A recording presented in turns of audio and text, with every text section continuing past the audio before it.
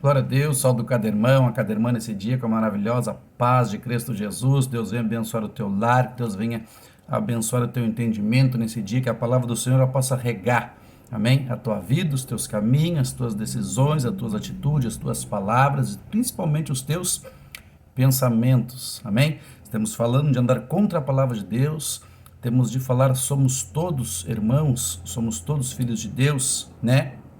Então hoje quero deixar um ponto na palavra, temos falando em Gênesis 38, Lucas também capítulo 8, que é a palavra de Deus e a semente, amém? Hoje quero falar no mesmo texto, né? Vou falar um pouquinho, umas quantas lives aqui em Gênesis 38 em diante, né? Onde Deus nos traz uma palavra de muito entendimento ao nosso coração. Gênesis 38, nós falamos de Onã, né? Que toda vez que ele tinha um compromisso com a palavra de Deus, ele tinha compromisso com Deus, né? De quando morria-se a sua cunhada, o seu irmão, todos os homens tinham obrigação de engravidar a sua cunhada e gerar descendência, né? Gênesis 38. E hoje eu quero ler para os irmãos no Gênesis 38, no verso 7. Amém? Gênesis 38, 7 diz assim: porém, o primogênito de Judá era mau aos olhos do Senhor, pelo que o Senhor o matou. No 8. Então disse Judá a Onã: deita com a mulher do teu irmão e cumpre o dever de cunhado.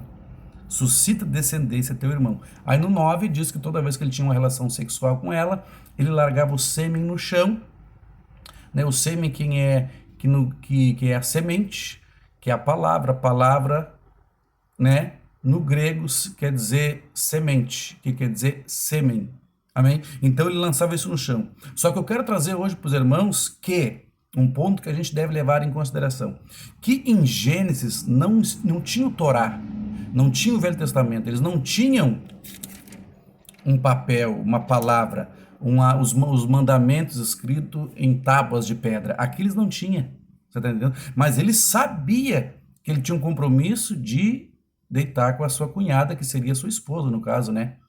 Ele ia ter relação com ela. Depois, lá em Deuteronômio, se eu não me engano, vou dar uma espiadinha aqui, nós vamos ler outro dia aqui, mas eu quero ler já agora, só para você ver. Deuteronômio, se eu não me engano, é 25. Se você tem a sua Bíblia, Deuteronômio 25. Vai estar escrito, mas lá não estava, que eu quero deixar para os irmãos hoje. Deuteronômio 25, do versículo 5 em diante. Fala, Deuteronômio 25 em diante, do versículo 5. Fala dos deveres dos cunhados. Só que aqui não estava escrito. O que eu quero deixar hoje para os irmãos, né? O seguinte, que toda pessoa, ele tem uma consciência, não é verdade?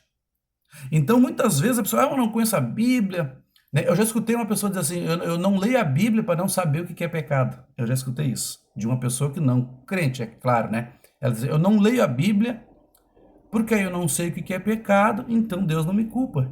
Você está entendendo? Mas veja que aqui não existia Bíblia, mas Deus falava com eles, né? Vamos supor Pedro. Pedro era um analfabeto, Pedro não conhecia as letras, mas ele foi homem cheio do Espírito de Deus, porque ele ouvia Deus, como eu e você ouvimos, né? Porque Deus chama até a pessoa que não está na igreja, para quê? Para que venha cumprir o seu dever com Cristo, né? Então eu quero falar da consciência. Então aqui ele sabia, só que não estava escrito. Então não vem as pessoas dizer assim, Moisés, eu não tenho entendimento, então eu não sei o que é pecado. Sabe sim. Quando a gente deita no travesseiro, a gente diz assim, ainda que eu não estava na igreja, irmãos, eu me lembro muito bem, né? Errei tal dia, tal coisa, eu fiz errado. A gente sabe, irmãos. Então aqui ele tinha o dever.